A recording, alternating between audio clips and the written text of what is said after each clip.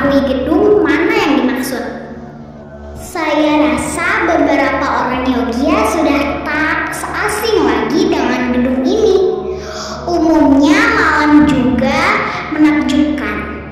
Soalnya banyak lampu sorot yang mengarah ke gedung itu. Kebetulan saya bekerja di gedung yang bersejarah ini.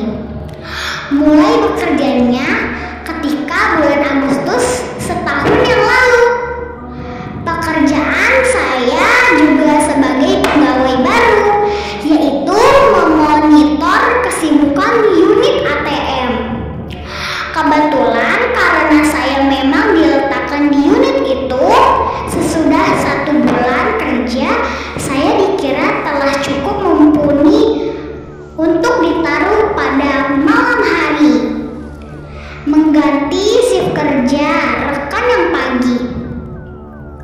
Saat itu akhir September, baru hari itu saya ditugaskan malam hari. Tak tahu kenapa, aura mistisnya telah terasa menusuk di belakang tengkuk.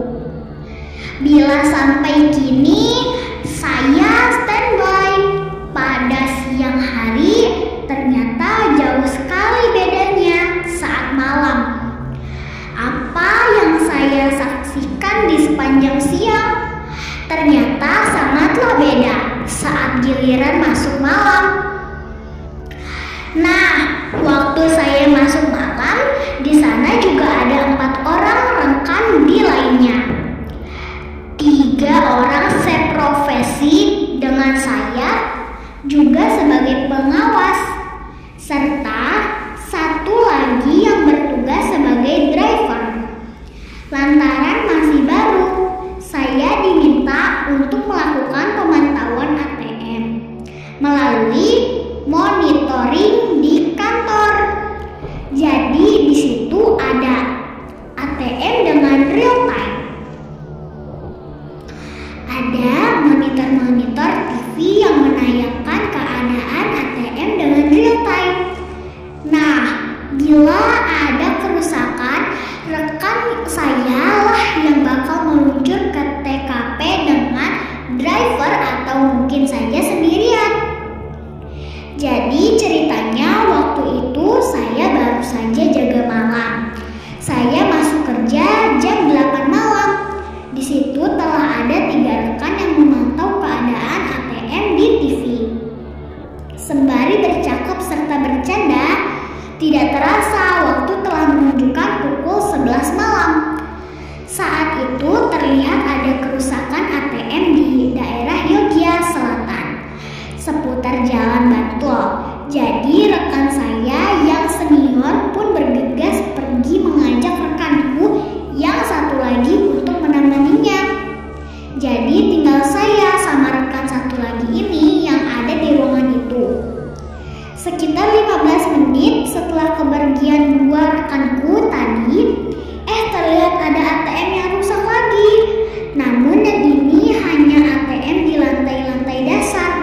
Jadi rekanku yang 1 lagi itu bergegas ke bawah untuk melakukan maintenance. Ya, pada akhirnya tinggallah saya sendiri memantau situasi. Baru beberapa saat rekan saya pergi, bulu kuduk saya berdiri tanpa ada sebabnya. Dalam hati saya khawatir dan takut terjadi hal yang enggak-enggak. Posisi saya waktu itu persis di depan monitor yang menayangkan situasi ATM yang sedang diperbaiki rekan-rekan. Saat itu tiba-tiba saya mendengar suara orang tidur ngorok di belakang saya. Walau sebenarnya jelas-jelas saya sendiri yang di sana. Saya merinding hingga kaki kuraih remote TV. Ku besarkan volumenya agar suara itu terdengar agak samar. Sama sekali saya tak berani menoleh ke belakang. Sesaat itu suara itu hilang, sereng, tercium bau anjir yang menyengat, dan dalam waktu relatif cepat saya refleks melihat ke arah pintu. komplit dengan baju korset kuno berwarna putih, serta rok yang mengembang melalui koridor pintu itu. Di dalam hati sontak saya berdoa agar dapat menggerakkan tubuh ini. Seperti tersihir, saya pun tak dapat membuat apa-apa hingga noni itu berlalu dari pintu. Setelah dia pergi, saya baru dapat bergerak lagi. Saya pun bersyukur dan mengucapkan alhamdulillah. Tak lama kemudian rekan-rekan pun pada datang. "Wah, kamu mengapa mukanya pucat?"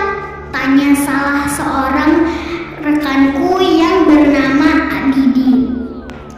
Namun belum saja saya jawab, rekanku seakan sudah paham. "Pasti diajak kenalan ya? Gak apa-apa, semuanya juga pernah mengalami hal yang sama," kata Didi. Besoknya saya pun menghadap bos, memohon agar saya dipindahkan ke shift pagi kembali. Masih trauma. Jika ingat dengan kejadian itu, tubuh ini terasa tanpa